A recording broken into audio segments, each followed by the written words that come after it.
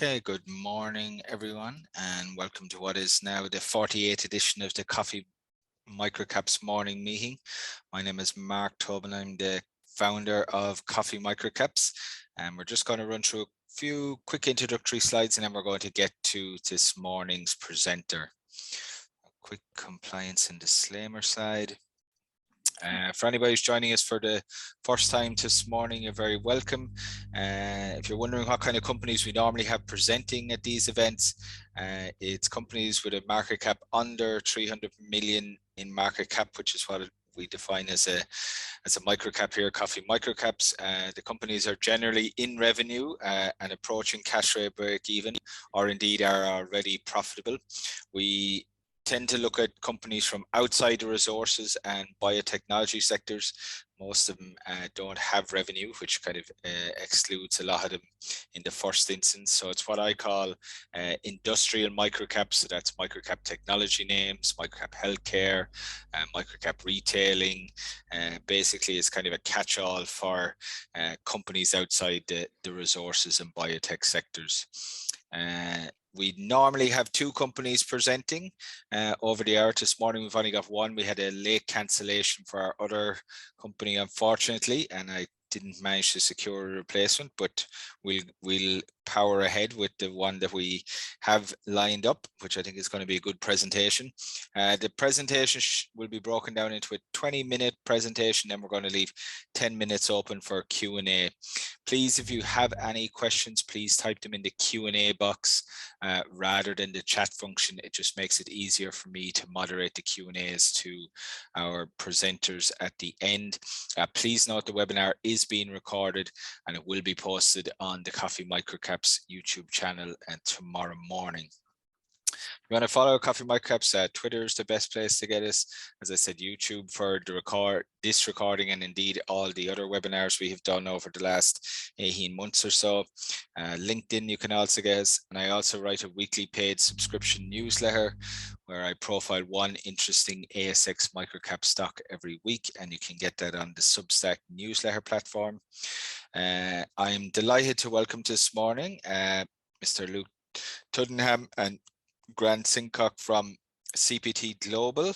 And with that, I am going to hand over to our presenters. So I'm going to stop sharing my screen and we will get Grant to just share his screen. He's going to be driving the presentation for both of us. Okay, Grant, I can see the cover slide now. You're ready to go. Excellent. Great. This is Luke Tuddenham. On behalf of Grant, myself and Jerry, want to thank you, Mark, for having us on the show today, and look forward to telling you a little bit about CPT, the history, and looking forward to a great Q&A session towards the end. CPT Global has been in operation for just under 3 decades. We have had a long history in the technology services sector. We have close to 200 consultants positioned globally out of our offices in Melbourne, Sydney, Toronto, New York, Milan, and Sao Paulo.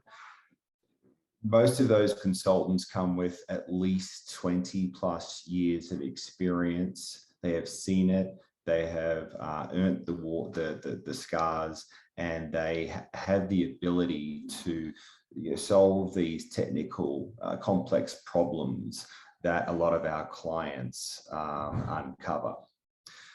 Our client base is in any company within generally the Fortune 1000 that has a lot of transactions and a lot of transaction volume. So think of telco, insurance, healthcare, insurance, financial services, and government.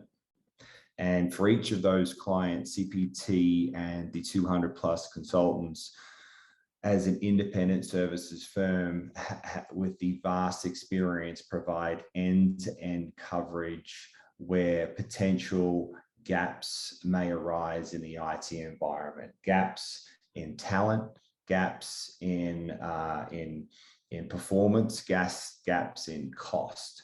So CPT has this unique position to understand all the different silos that make up the infrastructure and the application in the technology stack and identify different efficiencies. And that's how we're remunerated, by looking for cost efficiencies, or frankly, keeping companies out of the headlines when it comes to stability and reliability. For myself, a little bit about me: I am incoming as the new CEO. It's effective from November 1st. I am positioned in North America. I started my career with Anderson Consulting, and then moved to PwC in New York for 5 years. And ever since, I've been in various capacities within CPT Global, rising up to take the CEO position in 30 days. I've been with CPT for 15 years. So again, it's a very it's a very exciting position to be stepping into. It's a very tenured position, given the company has had the one CEO for close to 3 decades.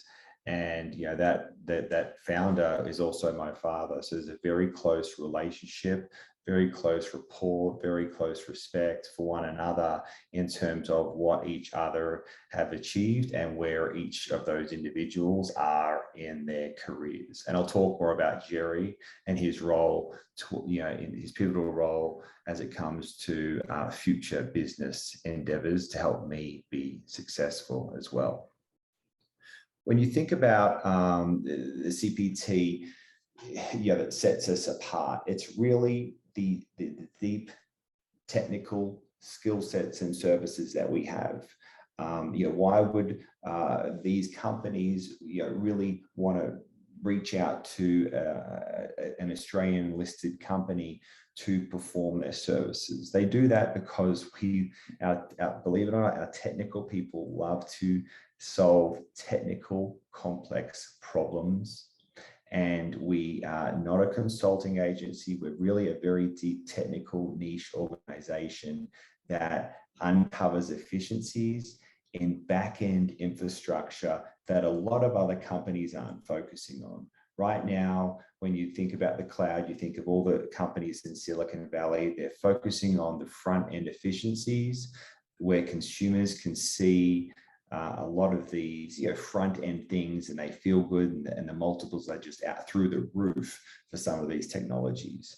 CPT plays at the other end of the spectrum, making sure that that things aren't falling apart at the, let's call it, the unsexy end of the application and the infrastructure platform. Because a lot of these transactions that are hitting the front end, banking transactions, insurance transactions from your Apple Watch, from your iPhone, from this technology, drive back to this core unsexy infrastructure that a lot of people thought would now be retired and no longer relevant. The reason why I said yes to the role to take over is there's very little companies left in the market today that perform the services that we do to the level that we go to. And apart from the internal IT people that have been with the same organization for a long, long time, or apart from some very specialist services companies, think of IBM and others that really sell hardware and software, and then they sell services. We're in that unique position to fully understand that technology stack and where these inefficiencies arrive. Commercially, there's a lot of different ways that we can engage, whether across the testing platform, capacity planning, performance, and cost efficiencies. And one of the more lucrative models in a new market is one where we are remunerated on savings that we find from a contractual perspective. So think of Fortune 1000 companies, and Grant, you can skip across to the next slide. For some of these companies that we're about to see, or the next one, sorry, for the moment, I'll skip back. For some of these companies, they've enlisted CPT for huge compliance and regulatory programs where we are on the hook for help for basically keeping them out of the headlines. when it comes to some of these items. So, this is just a glimpse of some of the companies. What's holding us back within our services pillar is really just getting in front of more clients. And I'll talk more about that within the future endeavors. But, at the moment, we know what we're great at. We've been staying in our lane. Our 2021 results, which you're about to see, speak to that. So we really know where the margin is. We really know where the opportunity is. At the moment, globally, we're probably tapping around 5% of our full potential of where we could go from a services arena. The future is putting some of that knowledge from the 200 people into a tool and the IP, and we'll talk a little bit more about that later. Grant, if you can just go back a slide, I just want to talk just a little bit about what it is when we deliver that we do. And these are the pillars around transformation, around assurance, and around optimization. And again, you could think of some of these large consulting companies like Accenture or Wipro or EY or PwC or IBM or these other large consulting houses. Yes, we work with them. Sometimes we work across the top and we set the program. Other time we execute underneath them, since they're the incumbent provider and we provide the services for them. So there's many different hats and roles that we can play, but because of the seniority of the team, at least 20 plus years experience for each of those 200 consultants, we're commonly at the top setting the strategy and then making sure that what is adhered to and set out is one, achievable, and we can help the client get there with their current resources as well as other resources. And then within each of these pillars here, it just gives you a bit of a snapshot as to where we are, where we play in digital, where we play in payments, where we play in capacity, where we play in testing, where we play in cloud migration and optimization, cost and efficiency, platform migration, modernization, really the whole technology stack. As to where we play and where we fit. So again, there's some of the logos that you saw on the previous page. We've engaged a marketing agency, which we really hadn't done in our tenure as a company, which has really allowed us to on the tip of really identifying a lot more other appropriate sponsors and companies that we can go after. So I'll take a pause there. I'll hand it over to Grant, and then I'll talk more about the future and the pipeline going forward. Grant. Thanks, Luke, and good morning, everyone. 2021 for CPT was a banner year. We had come off a few years where we had some challenges. We came out of that period and we were hit by COVID. However, during that period, we've grown revenue 33%, up to 33.3 million. We generated net profit after tax 3.4 million compared to a loss of 3.3 in FY 2020. Net profit margin of 10.2% was the best result the company has had since listing in 2001, and we paid a fully franked dividend of 5 cents for the year, and we still have around 2 million franking credits available for future dividends.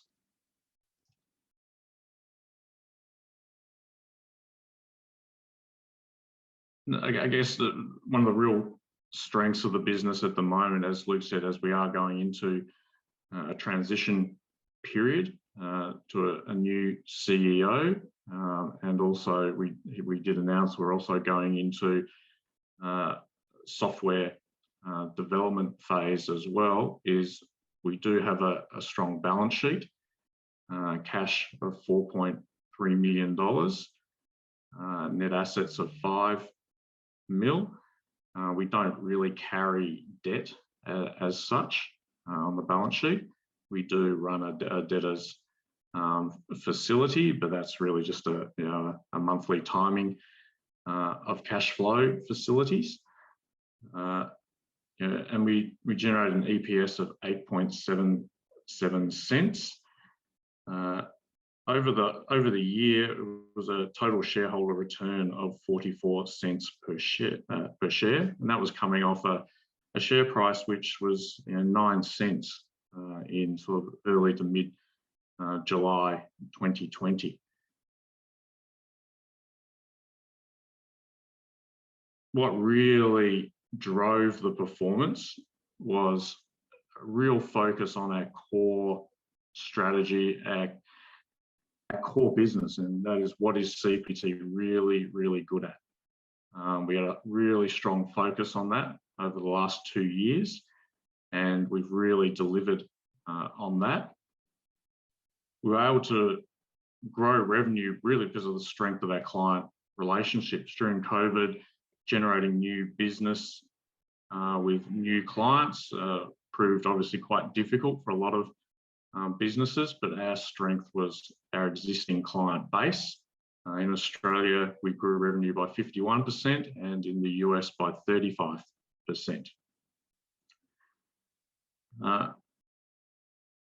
We are moving into a new chapter of the business with Luke taking over, and Luke will go into what we are looking to do over the next few years, and particularly around the software strategy. One of the other things that was really helped us in 2021 was the remote working.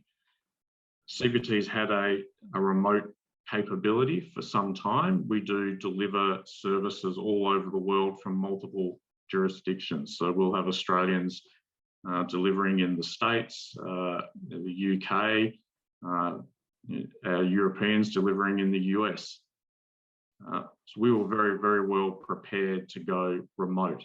And one of the real benefits of that for us was, in 2021, we saved approximately $1 million just in travel costs.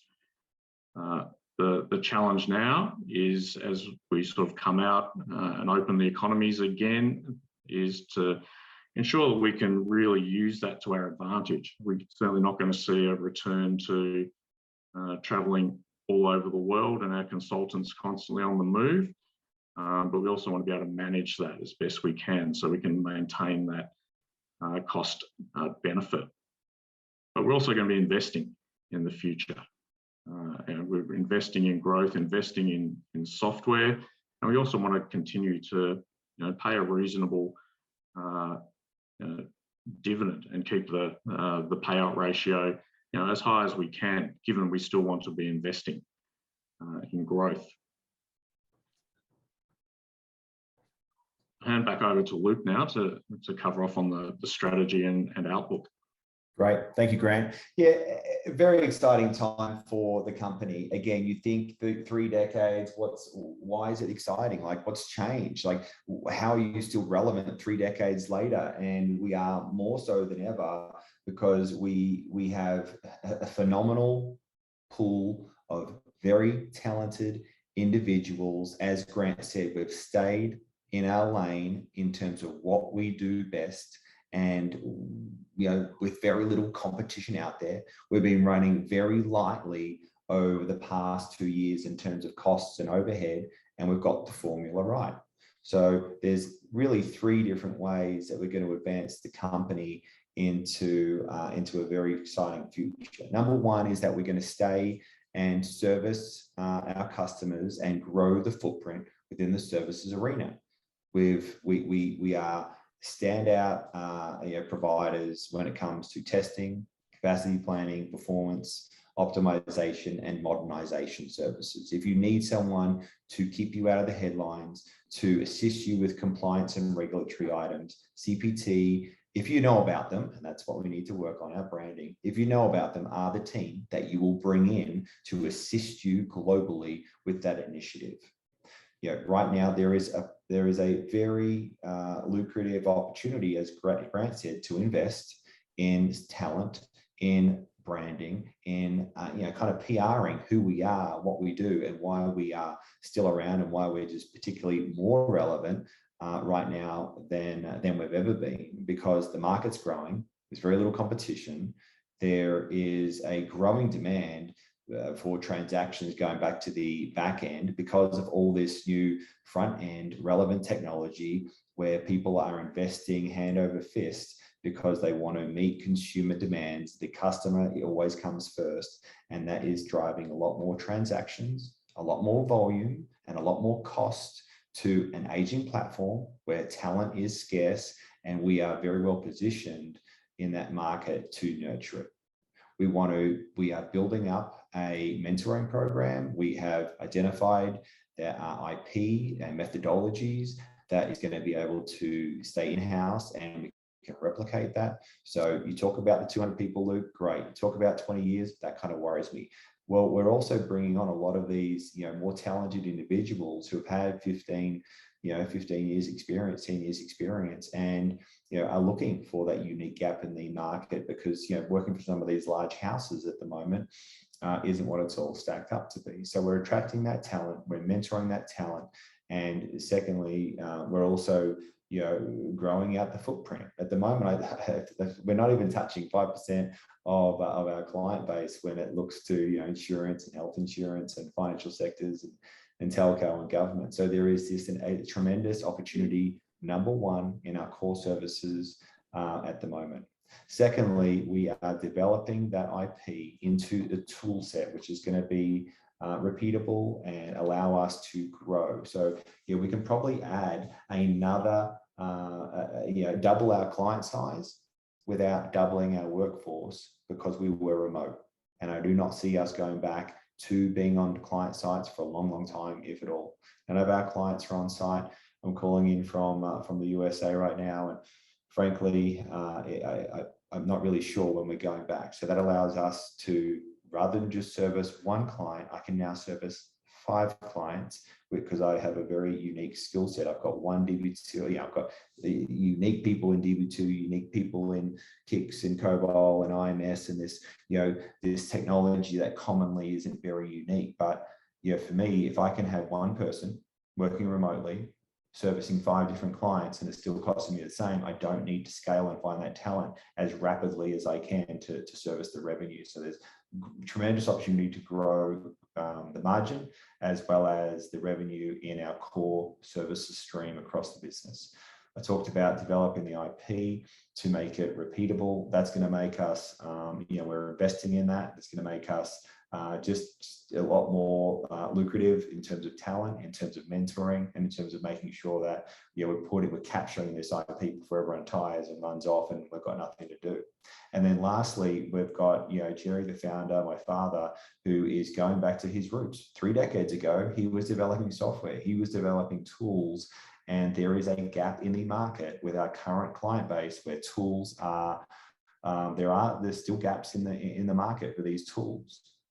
We do not want to become a software company, but there is enough friction with software companies in the market that is allowing for CPT to enter that market in the software arena on the back of our strong and long history in services, to bridge that gap, to remove some of that friction that's in the market when it comes to some of these software vendors that our clients just can't be dealing with anymore. So we're going to be entering into that market too. It's a 5-year journey, and there's several different ways that we're exploring that. So again, I'm very excited about the future. I've got great talent around me. I've got great support around me. I'm calling in from the USA market, where it is our largest footprint over here. And I think this slide kind of just typifies, we've got innovations coming, we've got growth coming. We have kind of just renewed focus as to where we are the most profitable, and we've learned from the past. COVID, luckily for us, has been a blessing, and the remote workforce, it's going to be a reality for us moving forward. And we're looking forward to meeting the FY22 targets. So I want to thank you very much for your time. Mark, I'll pass it over to you for some Q&A, and I look forward to addressing some of those questions. Thank you for your time. Thanks, Luke. Yeah, we've got a good few questions come through already. Let me just pull them up here. The business historically consulted on predominantly cost optimization related to, I guess, the old mainframe server equipment. Is this still a majority of your revenue? You know what? It's all of our revenue touches legacy infrastructure, or testing infrastructure, or mid-range infrastructure. When you look at the different geographic markets in Australia, it is not. There's very little mainframe infrastructure back there. We focus on end-to-end mid-range testing cloud services in Australia, and in the Northern Hemisphere operations, it is the larger portfolio of our revenue and our margin, because of the delta of the transactions and where the Fortune 1000 companies reside. Okay. Revenue concentration, and the next question, how much is your revenue concentrated in your top 3 customers, for example? Yeah, Grant, I get you to pick on that, but let me just, before we do that, our largest customer, based in the USA, is spread across 3 different sponsors, which is spread across 10 different projects. So there's good diversity in the portfolio for our largest client. Second largest client, again, and our first largest client we've had for probably, I'm going to say almost close to a decade. So it's continuing to grow. Second largest client, again, based over in the US, has been a health insurance provider, again, that has grown tremendously, and we've been able to diversify our portfolio across different sponsors, across different projects and lifespans, which has been encouraging. And then back in Australia, one of our largest ones is the government services. So again, there's always a need within the government, given the heavy reliance on old infrastructure and applications, for us to work with different agencies at different times, depending on the different programs of work that are there. So that's the top 3. Grant, you'll be able to outline how much percentage that represents, but they're the 3 largest ones. Yeah, in terms of percentage concentration, it's going to be around that 30% mark. If you go down to our top 10, I mean, the way CPT works is it's generally a smaller number of clients, but high value work. Okay, great. Let's, I'm just conscious of time, so maybe we'll move on to the next one. Absolutely. I'm not sure, Luke, or maybe this one's more for Grant.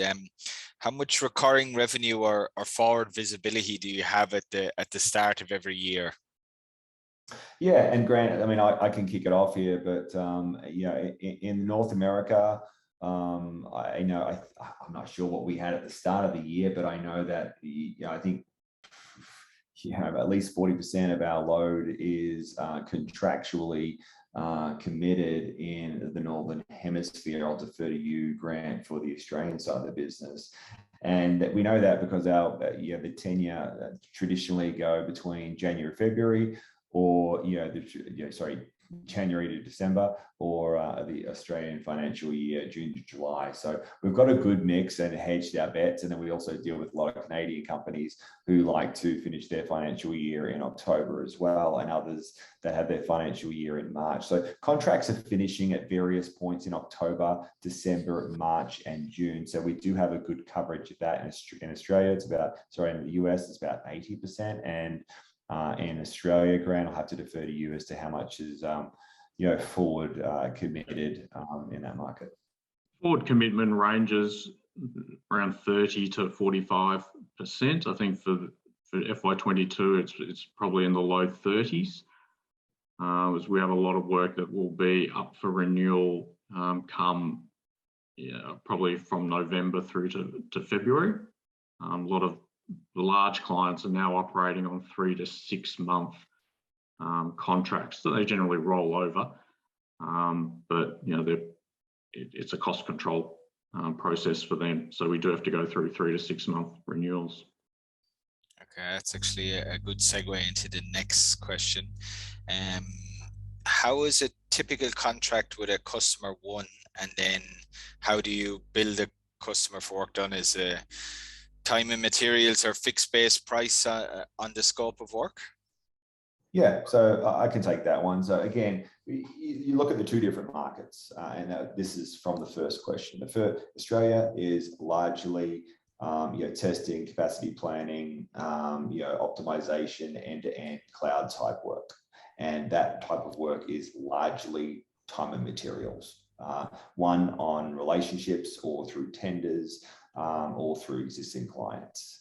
In the Northern Hemisphere market, where we've seen a lot of growth and continue to see that, a lot of the time we win work and we're remunerated based on we call it a gain share or risk reward, where we will identify a client after looking at their systems inefficiencies that will contractually allow us to be remunerated, and then we'll take a percentage of what we save depending on the contract's variable components. And that's been a very successful model for us to enter the market.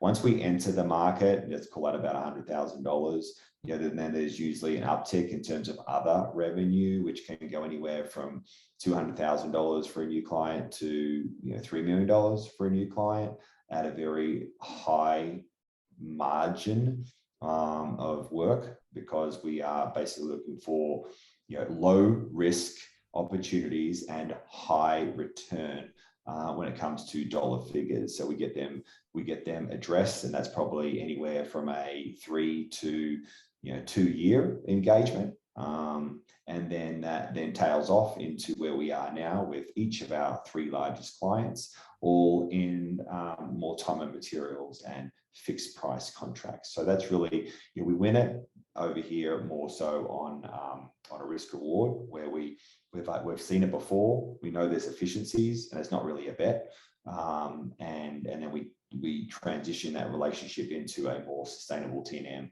and fixed price contract. Okay, great. Luke and Grant, if you've got 5 more minutes, we've got 2 more questions. Can you guys hang on and we'll just get through these? Of course. Yep, that's fine. Okay, great. Are you getting feedback from your customers, Luke, that makes you confident that remote working is the new norm, or are some customers really pushing to get your staff back on site? I don't think there's any one of my customers wanting to see consultants on site. My consultants, first of all, want to see their team. My consultants, first of all, want to see their management and their leadership. The last thing they want to do is see consultants. So, when you think about it at the moment, I see the trend, which has been now a 2-year trend and probably going to be 3 years. There's going to be the remote workforce is going to be a reality from what I'm seeing from my largest clients globally. There will be some kind of a hybrid model where teams meet together either every quarter at an offsite, or they'll get together, let's say 2-3 days a week in the office. However, 5 days in the week is no longer required. Business community has pivoted and evolved. And for me, even all my sponsors, all my work touches systems that I can dial in from with the remote token, from my laptop, from anywhere around the world right now, and I do not see us going back on site. Now, how does that pivot into winning new work? The beauty there is we don't have young people. We don't have a lot of younger individuals that need high management.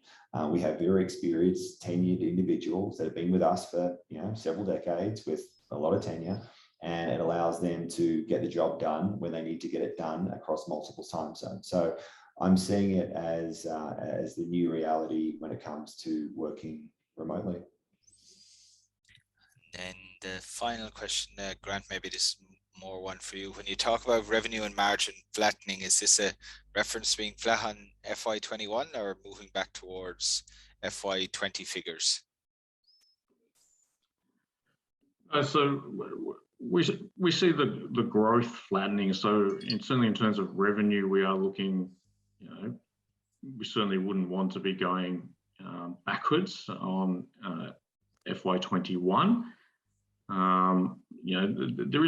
are seeing a bit of risk in the market, particularly in Australia at the moment, not so much the US.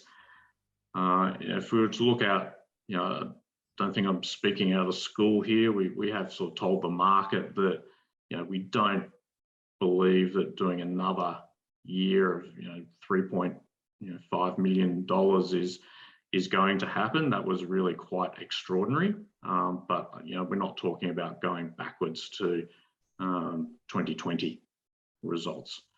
We're still forecasting to have a profitable and successful year. It's probably just a bit much to ask to hit the highs of FY21. Not to say we're not trying, we definitely are, and we'd love to do that again.